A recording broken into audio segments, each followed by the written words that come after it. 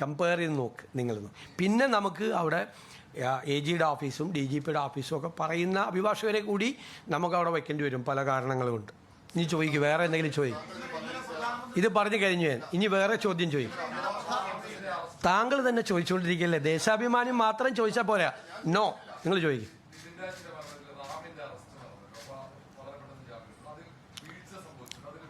അത് വീഴ്ച സംഭവിച്ചു എന്ന് പ്രാഥമികമായി ശ്രദ്ധയിൽപ്പെട്ടതിനെ തുടർന്ന് അന്വേഷണ സംഘത്തെ മാറ്റിയിട്ടുണ്ട്.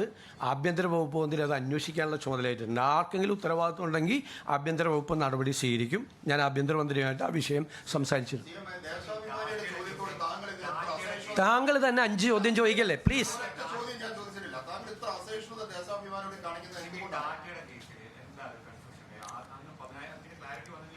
ഞാൻ ചോദിക്കട്ടെ, വാർത്ത വന്ന എന്താ? ടാറ്റ ഈ ഗവൺമെൻറ്റുമായിട്ട് സംസാരിച്ചിട്ടില്ല എന്നാണ് അല്ലേ? ടാറ്റയുടെ കമ്പനി വന്നിട്ട് ഞാനുമായിട്ട് സംസാരിക്കുന്നതിൻ്റെ ചിത്രം വരെ പുറത്തു വിട്ടു.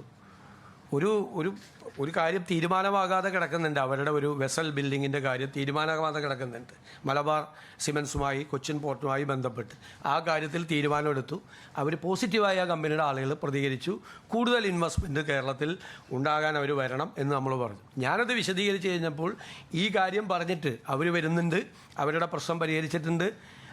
പിന്നീടുള്ള പല പ്രശ്നങ്ങളും, അതായത് വ്യവസായ വകുപ്പിൽ തന്നെ 2 ഏജൻസികൾ തമ്മിലുള്ളൊരു തർക്കം ഉണ്ടായിരുന്നു, കണ്ടെയ്നർ ഫ്രൈറ്റ് സ്റ്റേഷൻ തുടങ്ങുന്നതിനെ സംബന്ധിച്ച്.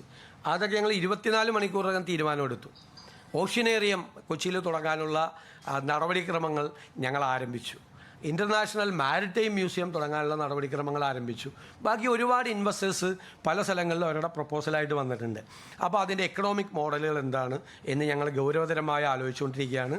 ഏതെല്ലാം തരത്തിലാണ് എക്സ്പ്രഷൻ ഓഫ് ഇൻട്രസ്റ്റ് വിളിക്കണമോ, PPP മോഡൽ വേണമോ, അല്ലെങ്കിൽ നമ്മൾ നേരത്തെ നമ്മൾ പറഞ്ഞില്ല റെമിറ്റൻസ് ഇക്കോണമി ഇൻവെസ്റ്റേഴ്സ് ഇക്കോണമിയാക്കി മാറ്റുന്നതിൻ്റെ ഭാഗമായി നമ്മുടെ മലയാളികളായ പ്രവാസികളുടെ ഇൻവോൾവ്മെൻറ്റ് പെടുത്തുന്നു തുടങ്ങിയ എല്ലാ കാര്യങ്ങളും ഡീറ്റെയിൽ ആയിട്ട് മാരിടൈം പോളിസി തന്നെ വളരെ പെട്ടെന്ന് പ്രഖ്യാപിക്കുന്നതിന് വളരെ വേഗത്തിലാണ് നടപടിക്രമങ്ങൾ പോകുന്നത്.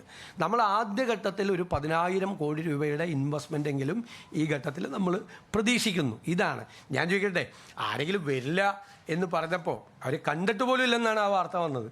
കണ്ടു എന്നുള്ളതിൻ്റെ ഇത് വ്യവസായ മന്ത്രി തന്നെ ആ ചിത്രം തന്നെ പുറത്തുവിട്ട് ഇഷ്ടംപോലെ ആളുകൾ, ധാരാളം ആളുകൾ കേരളത്തിന് പുറത്തു നിന്നും ഇന്ത്യക്ക് പുറത്തു നിന്നും ധാരാളം ആളുകൾ. പുതിയ പോളിസിയാണ് വന്നത്. പോർട്ട് സിറ്റിയുടെ ഏവിയേഷൻ ഹബിൻ്റെ MSME ആയിട്ട് ബന്ധപ്പെട്ടത്, സ്പേസ് ഇക്കോണമിയായിട്ട് ബന്ധപ്പെട്ടത് 4-5 പുതിയ വാതിലുകളാണ് കേരളത്തിലെ ഇൻവെസ്റ്റ്മെൻറ്റിന് വേണ്ടി തുറന്നിരിക്കുന്നത്. അപ്പോൾ എനിക്ക് നിങ്ങളോട് പറയാനുള്ളത്, നിങ്ങൾ വാർത്ത കൊടുക്കുന്നുണ്ട്, കുറച്ചുകൂടി പോസിറ്റീവായിട്ട് കൂടി കേരളത്തിൻ്റെ ഒരു ഭാവിയെ കരുതിയിട്ട് കൂടി നിങ്ങളൊരു അപ്രോച്ച് ഉണ്ടാകണമെന്ന് എൻ്റെ അഭ്യർത്ഥന, റിക്വസ്റ്റാണ്.